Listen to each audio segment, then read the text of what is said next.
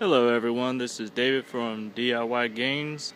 This is the completed product of a booth that was requested.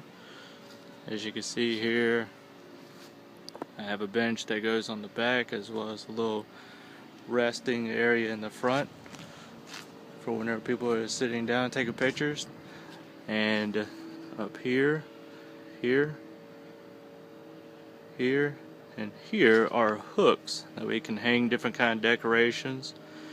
Here in the center there's a larger hook that we can hang a centerpiece here. Now you can use this for different holidays, particularly we have Valentine's Day coming up, but this is the final product. Let's see if I can get a little bit closer look so you can see a little bit of texture. You can see the gloss. As you can see here are the hooks. Please like, share, and subscribe. Let me know what you think.